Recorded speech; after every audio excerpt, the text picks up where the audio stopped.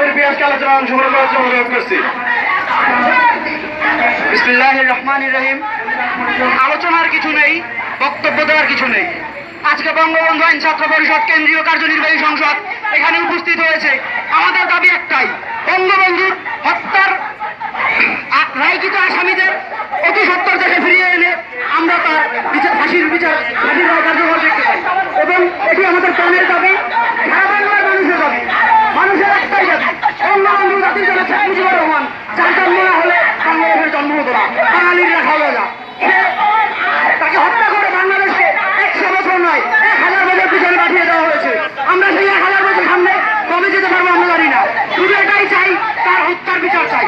হত্যার বিচার রায় হয়ে গেছে, এখন সেই আসামিদের দেশে ফিরিয়ে এনে তাদের ফাঁসির রায় কার্যকর করতে হবে।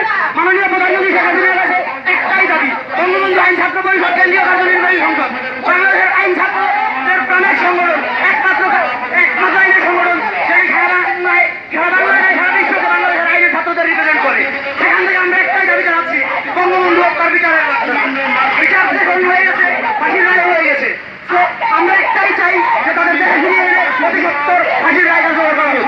জয় বাংলা, জয় বঙ্গবন্ধু। বাংলাদেশ চিরজীবন, জয় বঙ্গবন্ধু আইন ছাত্র পরিষদ কেন্দ্রীয় কার্যনির্বাহী সংগ্রামের উপস্থিতি এই পর্যায়ে আলোচনায় অংশগ্রহণ করার জন্য অনুরোধ করছি বঙ্গবন্ধু আইন ছাত্র পরিষদ কেন্দ্রীয় কার্যনির্বাহী সংসদের সহ সম্পাদক সিটি ল কলেজের সংগ্রামী সভাপতি মনোয়ার হোসেন ভাইকে আলোচনায় অংশগ্রহণ করার জন্য অনুরোধ করছি। জাতীয় বিকাশ কর্মচারী ফেডারেশনের কেন্দ্রীয় ও ঢাকা মহানগর এবং আঞ্চলিক নেতৃবৃন্দ,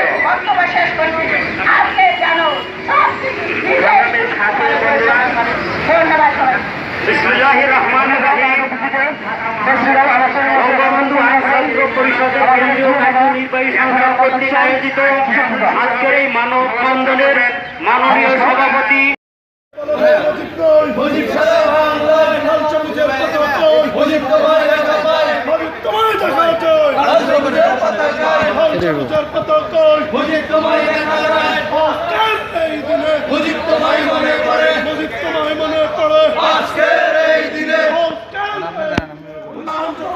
পক্ষ থেকে